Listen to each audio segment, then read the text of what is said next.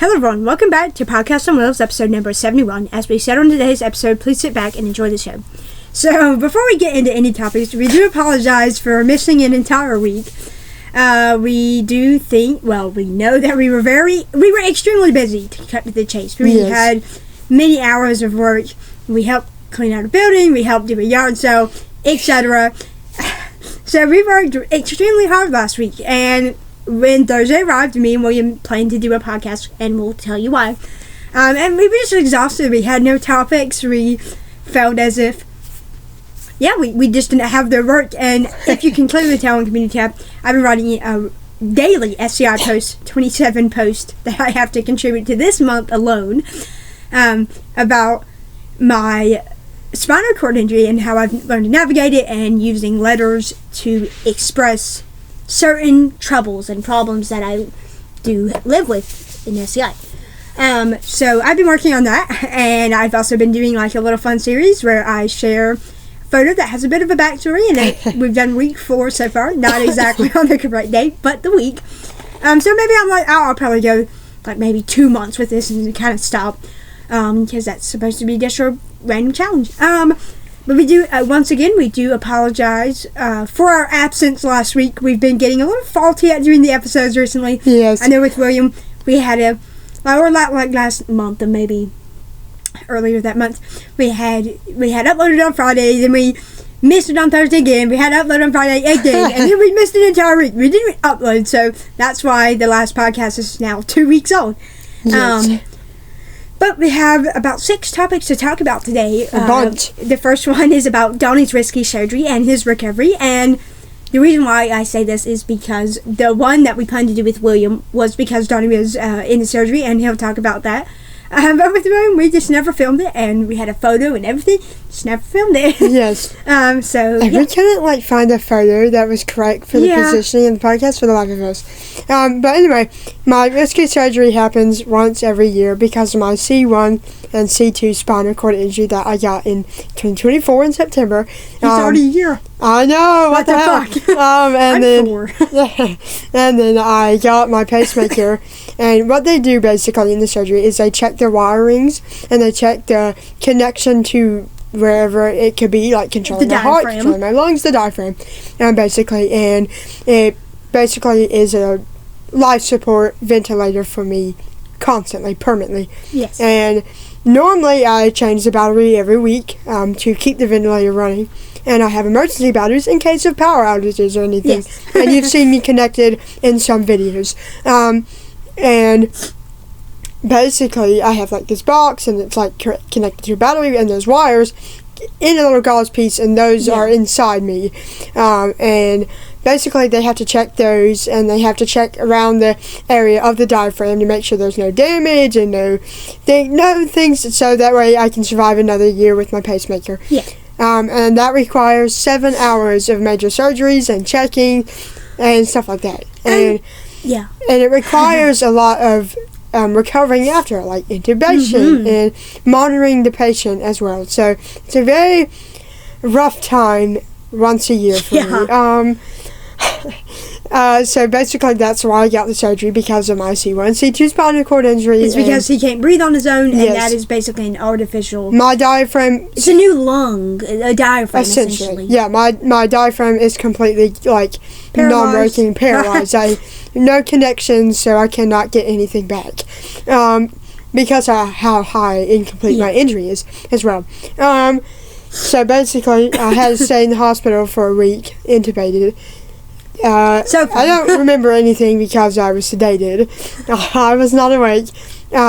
So basically, when I woke up, I had to get the tube pulled out, and I had to work out all the mucus and stuff like that for a while, all morning. And for the last 3 days or 2 days, I've been recovering quite well. A little bit of lung issues here and there, but nothing bad. My pacemaker is working beautifully. My body was stable and well all throughout the recovery and surgery, which is amazing.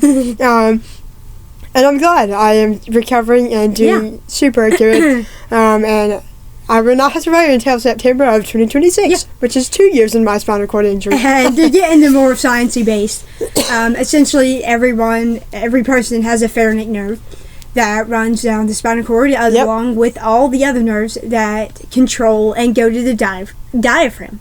So, due to my C3, and I'm not trying to get too much about me, but it's okay. Due to my C3 spinal cord injury, I needed a diaphragmatic pacemaker as well because the pharynx nerve was completely cut off, and I could no longer breathe on my own.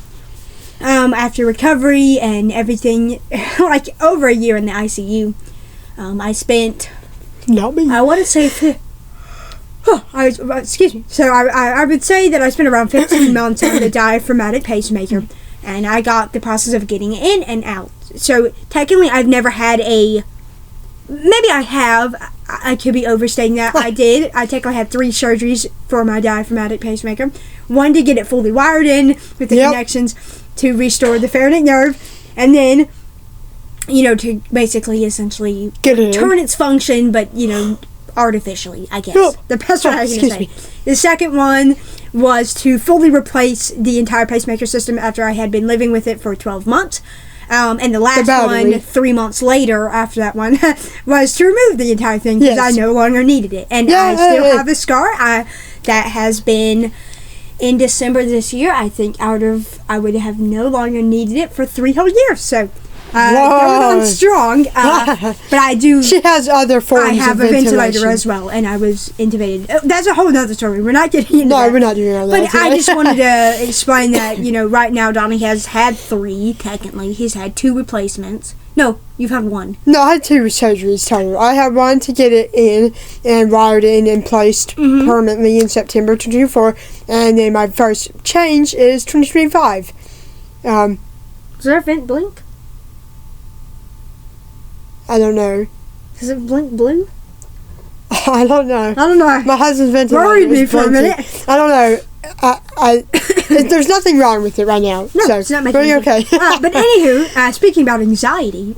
Yeah, no, anxiety is wearing us down. We've had a rough couple of nights. Yes. Literally, I'm going to say... I think you cried a couple of days ago. I don't know. Not me. Luz? I think my wife and Luz. That's it. Oh, what's wrong with me? Just a personal thing she texted me about. Damn. That I won't be sharing, but it's okay. Continue. Essentially, we've had bad anxiety things, and I'm doing okay, thankfully, in anxiety-wise. The other ones are struggling a little bit. Not a little bit. We've been just going through it. Johnny, Luce, and Amy have been just going through it. And William, my husband. Yes, ever since July, I've been hitting a slump in my mental health issues and anxiety and stuff like that. And they've been here to stay for years. For like 8 years and 7 years. I don't know. It's been a while. Long time. And basically it means just crying episodes and not panic attacks. We haven't had much. That will send me and my asthma to hell. I don't think we've had panic attacks this year. I did. January, maybe April, I don't know. I don't really know. I had only like a handful, like 2 or 3. At least in my memory. I think in memory I only have 1 panic attack. And I had none. Yeah. As I remember, I don't know. Yeah. It's hard and so basically it's, crying and, little nervous, not little, understatement, very nervous. And I typically get like this before September because it's very nerve-wracking. Yes, very nerve-wracking. My injury is hitting a new year. Injuries. And I'm like, I get nervous. And it's around the time of the year where events start coming up and stuff like that. So my anxiety is running a little high right now. I'm doing okay today. And other days not so much. Not so much a few days. we're doing better, and we continue to push through the hard days and recover and push through the hard days. Yep. So, and I want to preface why, Donnie, pacemaker surgery is already risky enough as it is, and it's terrifying. But when you put on hospice, like Donnie is, and when you act like what breathing are you? 1. When you have one breathing, I'm at 7, so I'm 6. Me 7 times me. A literal soup. I'm so weak. I have horrible breathing. Yes. People would hear 7 and drop dead.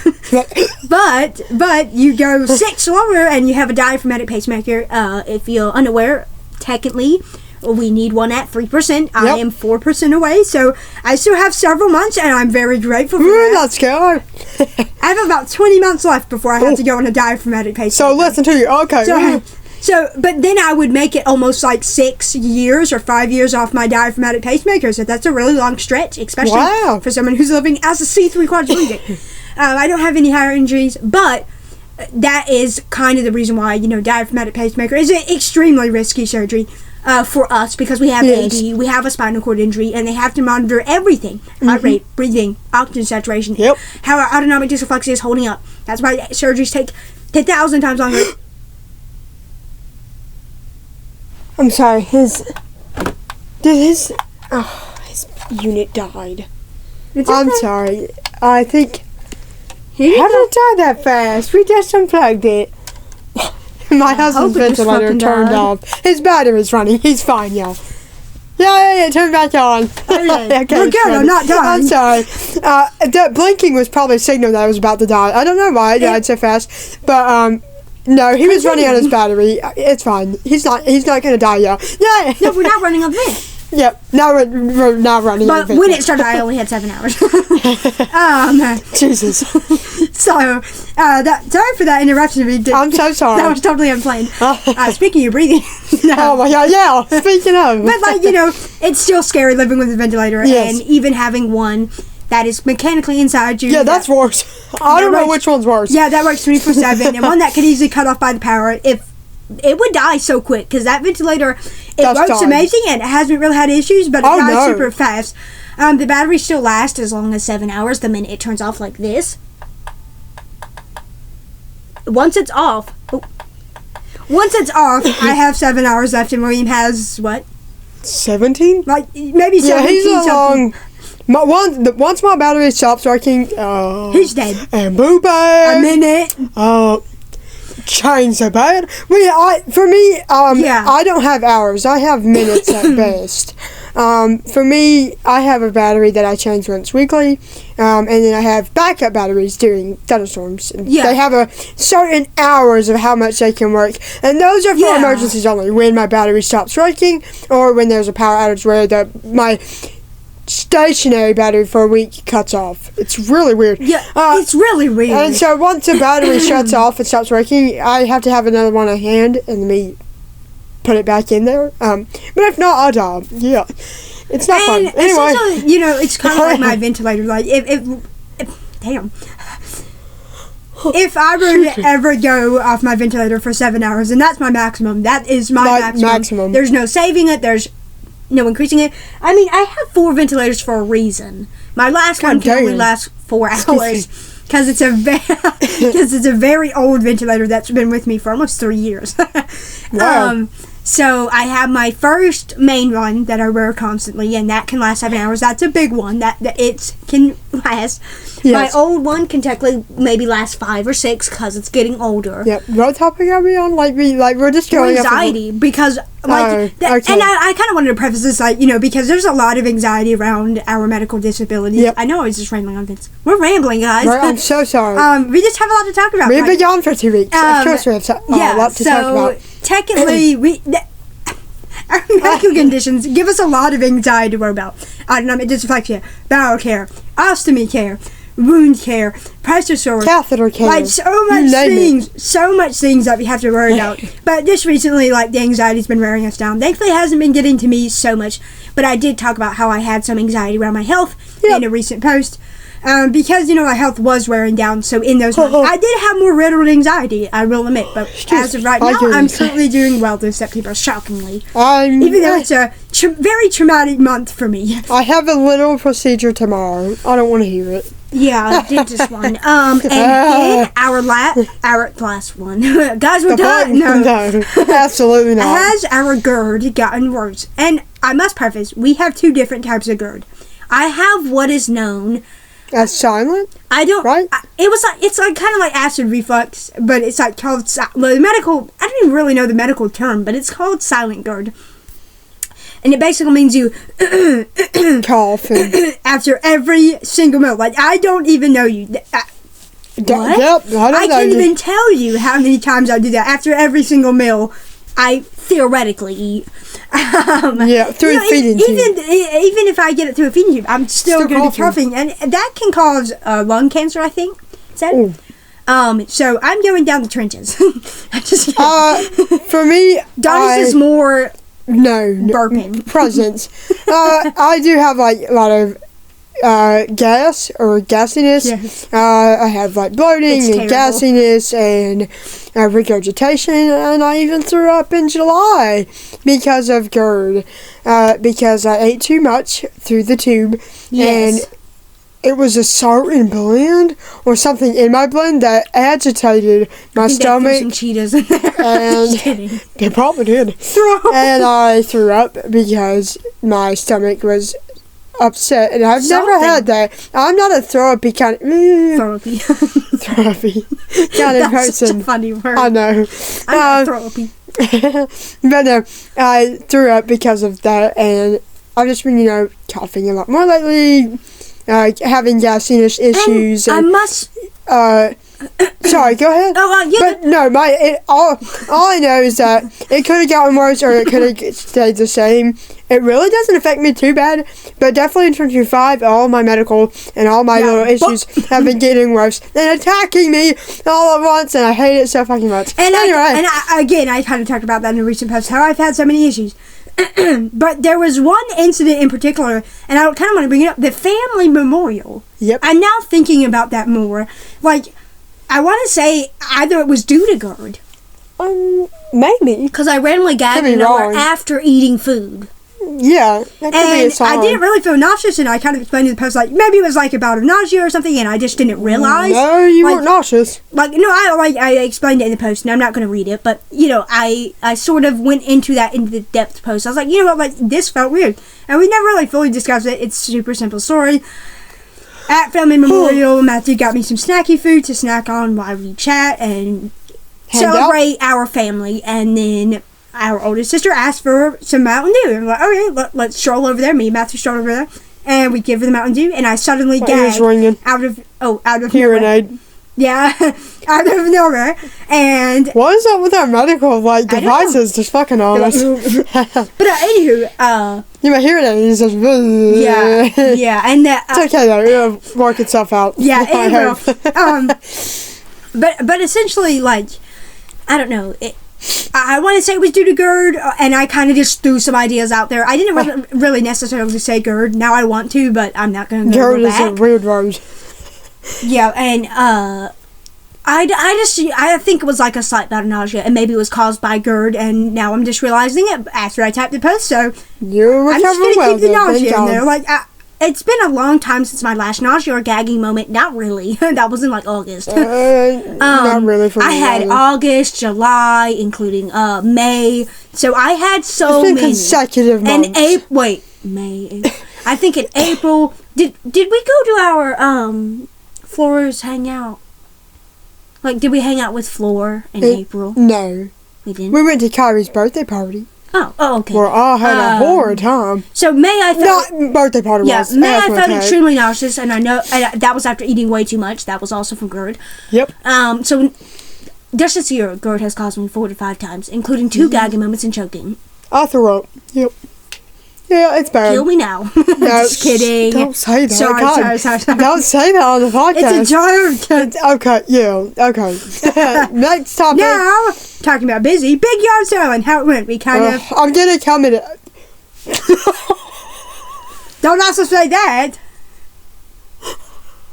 I'm so sorry. I'm going to some... Ew. Sorry. Okay. Stop. Okay, what I was going to say was I was going to sum it up. Basically, the yard sale... Sorry. The yard sale experience was a total of a 10-hour, 12-hour process. We basically set out at 6:30. I did. AM. My husband did. I wouldn't say thank God. I was intubated. Oh my God. We had to go through this. Donnie was not here. So lucky. Yeah, so lucky. I was so lucky. No, I'm joking. What about a bullet? Yeah. Definitely As a bullet. he's being intubated. Literally. And in deadly surgery. Yeah. Jesus. Anyway, basically, it was like a 10-hour, 12-hour process, and one person came, no sales happened, and we were basically out there all day. Don't recommend. Do we not sat have out a there yard for sale. 6 hours. Literally. I'm not kidding. My husband sat out there for 6 hours while I sat in my hospital room independent. Anyway, if I haven't gave enough hints. So, in the brief short run, I mean, we got food as a reward. We got wings up, and it was yummy. I got to lick some of the rancher sauce, but other than that, my husband, I couldn't. Yeah. Because I was independent. Goddamn. So my wife and husband got to enjoy that, and I enjoyed it as well. I just liked the talking and relaxing and talking, and we didn't overheat, and I'm very glad we didn't. It was, well, I'll be saying, it was quite cool. I didn't feel it. You were... But like I said. Now kind of like going off the business, we want to have a brief discussion about Pokemon Pocket. I'm just going to like really, literally briefly discuss this. William and Donnie have been sharing a Pokemon Pocket account for almost over a year. Yes. And recently, literally, I want to say a few days ago, William decided to go to Pokemon Pocket. He was like, you know what, let's do this idea. Let's let him have his own separate account. We got the... My brightness got so low, I'm sorry. Let William have his own separate account. And, we got an old phone working again, which was not too bad. We got it working again. He opened 40 secluded stream packs. He didn't get crazy luck in the first 10, 20, maybe 30. But he did get a Raikou full art, and it was incredibly beautiful. He hasn't gotten anything ever since. I think he's gotten a few 1-stars. He's gotten 2 shinies and 1 full art on the account. And his total packs open right now, progress update, is 40 packs. He's doing really well. Me and Donnie almost had 1,040. So no, I'm over 1,040. Yeah, I am. Sorry. I barely recently hit the thousands. I'm really happy about my progress, and I wouldn't say really happy. We've been angry these past couple days because of the game. Yes, my daughter has had a crash out. Yeah, I think she's having a meltdown or something. No, it wasn't. She was more angry than melting down. Agitated. We knew what we were doing. She was definitely agitated. It's okay though. Understandable. Reasonable crash out. It doesn't sound reasonable the more we talk about it. An online card game that you throw your phone. Seriously. But our luck has been shit. There's 3 certain accounts in the game that my son, me, and Doc's child, Doc. We are the worst accounts in the room. Our luck is the names up. Our luck is bad, and it's never consistent, and it's just really bad, to be honest. And we just have these private. That's why we never. No. It sounds like I'm joking. Okay. Weird. Yeah. Okay. Anywho, now we're like kind of expressing our real emotions now. It's like that late in the buttfuck of hour nowhere. I live in the middle of buttfuck nowhere. I now just got Walmart. I now just got crumbly cookies. Okay, we're gonna shut up now. Okay. We're going rogue. Speaking of more... my voice too. Speaking of more stressful situations, our pipe had a leak. Yep. Basically, at 3 a.m., we woke up to Dad and our older brother down under the house, and I heard... That's so funny. Down under the house. Okay. Yeah, and I heard, oh, for fuck's sake! It was basically, at 3 a.m., we figured out there's no water running. Oh, bad idea. With how much water should we need? Bad. That's bad. That's bad. It turned very bad really quickly. And so we realized that we had no water. We went under the house. I didn't go in the house. Anyway. Throw him under. Oh, God damn. What the fuck? Oh, hell no. The sequences that could have arose. Yeah. My head snapped. Okay. It's fused. Okay. Wait, you're right. That's titanium fused, honey. God damn, yeah. Rod, screws. Yeah. Okay. Including a neck brace. Yeah, but basically, okay. They basically found out that but exclude the neck brace now. Okay. And basically, we figured out that it was a small, medium-sized leak in the pipe. We caught it early, so it wouldn't get bad enough. A plumber came out that afternoon, fixed it up within 20 or 30 minutes, and our pipe and water has been working phenomenally. Yeah, whatever the fuck you say. Phenomenally. Okay. But that is our last topic, actually. What? Yeah. What the hell? Oh, God. Why? That's a mess. Oh, wait, we've been rambling for minutes. What the hell? Yeah. But I wanted to talk about more Pokemon Pocket battles. We were doing battles this afternoon. I was mad. And Donnie, and I realized I had a Soul Blade EX that could do 120 damage. As long as he didn't switch out his fucking Jump Fluff ass EX. And then the minute he switched out, no! And we were like dying laughing. Jump Fluff no! You switched out your Jump Fluff! God damn it! And he had a Miltank. Yep. Don't get me started on Miltank. If you have to play him at the right time, But and I it's had a to. really good card. Damn. Okay. He won like 2 battles. I won 5 or 6. Damn. My 6th one probably would have been, but then we got like called and had to do more building stuff. But it was really quick. What? My bag on my hook is scraping. Oh, it sounds so creepy out here. I'm like, what the fuck? Something haunted in my room. Me. Oh, hell no. Oh, hell no. I'm just kidding. Oh, no, this is big ass. But this is we can't end that 25. Did you hear me? What? I said I'll notice your big ass. Anyway, any other topics that you'd like to talk about? Ozempic. No way. Apparently, because I'm seeing from a mile away. God damn. God. But this is a very short episode. We do apologize. We did not think we would rush through these topics. We didn't even try to. So, I don't think we have anything much else to talk about. So, we do apologize for the absence recently. You look like you're storming up ideas. I don't know if I want to talk about asthma, but there's not really. You can talk about asthma. I don't mind. Okay. What did you run about? What did you want asthma? I do not asthma. want it. Hell no. Take it away. Fine, take my thyroid issues. Okay, that was weird. But no, I've just been recently discussing with my wife about my asthma and her asthma, and we realized that it's gotten worse. And we're not really taking. We're trying to take steps, but again,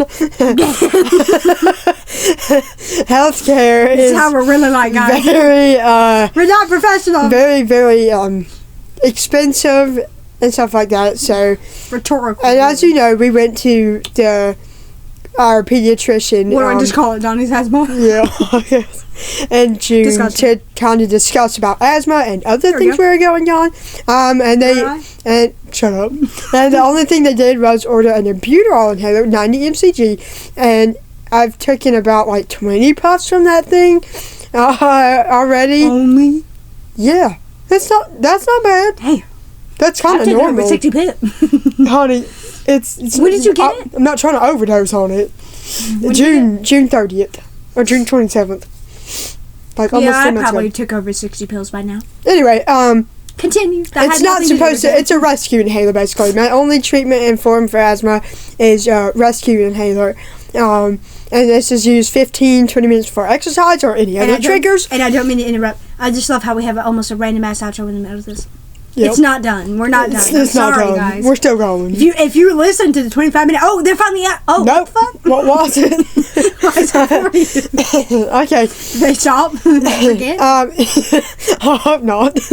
Anyway. Weird ass episode. Yeah, really weird. All you hear is, God damn, I found out about him. Yeah, Donnie.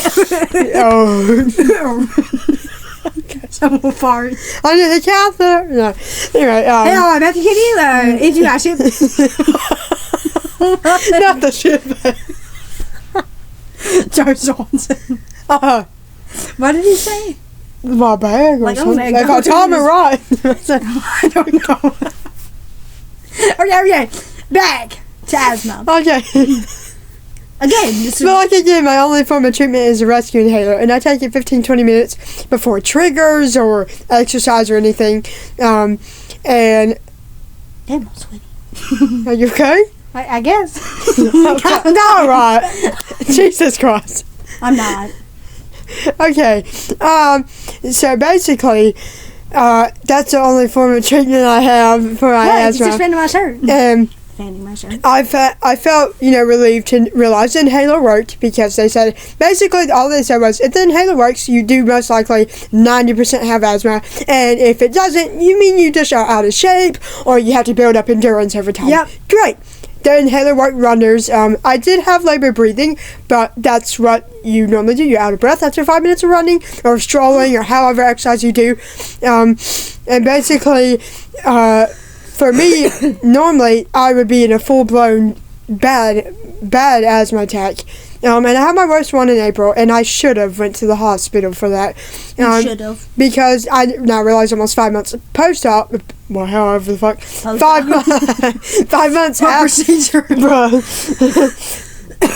5 months, 5 months after my, 5 months after my asthma attack, I did realize I probably should have went to the hospital, because I've been researching on my condition and stuff like that, and I realized that over time, that albuterol still doesn't even cure ongoing inflammation in the lungs, whether that you get from triggers or are experiencing it weekly, daily, monthly, anything.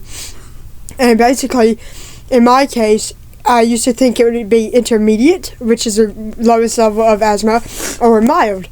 Now we're steering towards moderate. And I don't even actually fully know yet if I'm in the moderate range or if I'm really, really close. Because I need to see a pulmonologist for that. That's a perfect year. Nice. But no, I need to see a pulmonologist to figure out the severity of my asthma, see what triggers are. So I still have a long step recovery. What? I have an ongoing recovery and ongoing steps to figure out. Because first of all, I only have one form of treatment, albuterol. This is rescue. This does not treat ongoing inflammation, which that means damage is actually occurring in my lungs over time, which is not a good thing. That can lead to chronic lung issues and chronic lung conditions that can ultimately kill you. Yes. So that's a bad thing. Bad sign, bad thing. Yes. And signs that your asthma is getting worse is asthma attacks and more symptoms coming up, severity of asthma attacks, and stuff like that. So basically, pretty much for me, in April, I had one of my worst asthma attacks I've ever had. I should have went to urgent care or the ER. Something like that. I did not. I'm stubborn, and I didn't want to worry everyone in the party, so He just ongoingly suffered for 12 hours because I do not want to be a burden. For people's gain. Stuff, yeah. But basically... And it's not their fault that they didn't know. It's fine. I didn't tell anyone, but I should have, though. And I really regret it to this day. Because it was so uncomfortable. I can't explain to people enough how uncomfortable and truly terrifying it feels. I feel like I'm dying. Generally. It's and I don't know what that feels like. Yes, and I'm glad you don't. The asthma bit. Yes, and I should have went to the hospital to access and give me medication and stuff, because I still need to figure out what is the severity, what type of medicines I need, what kind of inhalers, what kind of nebulizers, what kind of treatments do I need in the long term to keep my asthma in remission, if you say, to have no symptoms or asthma attacks. Because it's not normal. That's not normal to have them. You shouldn't be having them. Those are life-threatening. And my lungs close up and stuff like that. And he's even been watching more videos on asthma. Yeah, I just love to research about my condition and get more insight. And you know what's funny? I'm not trying to interrupt or anything, but I love how Donnie said, "Oh, like, why are you constantly talking about spinal cord injury?" Like, and I'm the one talking about asthma. Exactly. And I'm not like mad at the fact that he's talking about asthma. No, I don't mind listening. I don't mind it. But the problem is, he's like, "Oh, why did you research about spinal cord injury so much? Like, why are you like constantly talking about it?" I'm like, it's a thing I like. I live with it. And I love. Sorry. It's okay. And over the course of time, I've learned a lot more things doing that. I will admit, I think 2 to 1 year ago on the channel, I said, "Oh, I can move my entire body." I can't move a limb. I can't feel from my seat down on my back. What are you talking about? Yeah, it's quite bad. So my research clearly needed to be done tremendously, and it helped me tremendously understand my condition more. Yes, understand what I could or could not do. Help me understand why I needed the specific ventilation type that I needed 4 years now. Like, I know that I'm clearly not the most educated on spinal cord injuries, but ever since doing my research, ever since watching videos, ever since writing about it, has really helped me a lot. Yes, absolutely. And because, I write about my spinal cord injury almost yearly. I write about it 27 times this month. So it's a really big, I don't know, it's a really big thing. And I didn't mean to interrupt or anything, but I personally love spinal cord. I've been really hooked to spinal cord injuries even before I was injured. No, sorry. I was injured, but I don't know. I was still in my coma. My husband started getting really interested. So he took classes and understood, and he learned about spinal cord injuries. Oh, yeah. While I was in the... And was it crazy knowledge? Probably not. But it was the basic foundation. And that's a good thing. Like, you need to get a basic foundation. And once I woke up, I started researching, and that's just, I thought I could move my back. No, you can maybe feel somewhat of your back. That's probably what you're mistaking it for. Yeah. And I understand that some C3 quadriplegics can move their shoulders and things.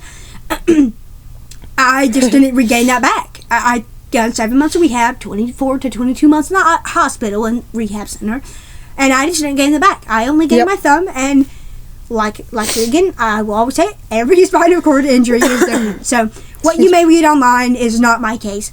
What you may read online, in some instances, that is my case. I'm a ventilator C3 dependent quadriplegic, which is mostly often the case for C3 quadriplegics. Some of them breathe on their own. But for the most part, C3 quadriplegics oftentimes, in my reading, don't. So, just goes to show that every spinal cord injury is different. Yes. Sorry to rant. I just said that research is extremely helpful, and I found it funny that Donnie would brag on and say, oh my god, but now he knows a lot of things about asthma that Absolutely. I don't. Oh, this is bronchodilators. I'm like, wow. Yes. I never knew that. He knows specific meds. I don't. So, it's always interesting to hear from the other person's perspective. Yes. Is what I was trying to say. Sorry, continue. You're good. I don't remember what part I was at. I ranted too long. It's okay. I have low memory anyway, so it's Don't okay. worry. No, yeah. What? Don't worry. Okay. But basically, my asthma, we want to be referred to a pulmonologist to see an excessive severity. And sadly, I might have to find out the hard way by going to the hospital when I have another asthma attack to finally figure out all the tests and the severity and the medicines I need. So basically, I just feel like that my asthma is going to be getting worse. I know it's gotten worse. I don't even feel like it's a feeling anymore. I know it's gotten worse. My symptoms are worse. My sicknesses are worse. The weeks are longer. The pneumonia. I got pneumonia. The weeks? The weeks of sickness is worse, sorry. Okay. I get more phlegm. I have way worse reactions when I get asthma attacks. I had the worst one yet.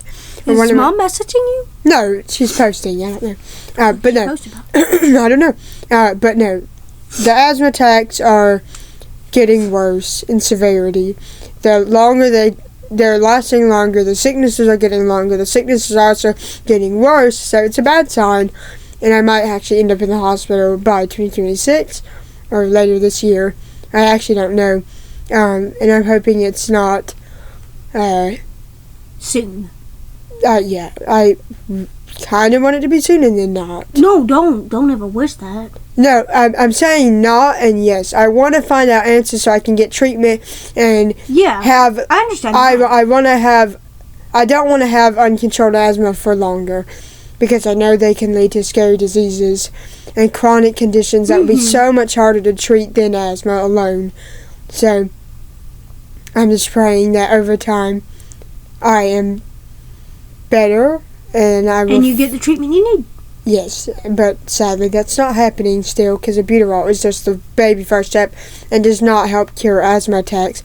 And it doesn't cure most issues with asthma. But yeah, that's kind of my rant about asthma. It has gotten worse, or it has gotten worse, and I'm trying to find ongoing treatments for it. And yeah, that's my asthma rant. I would probably be done by now, so Doc, if you want to end it, you can. Yeah, So the podcast.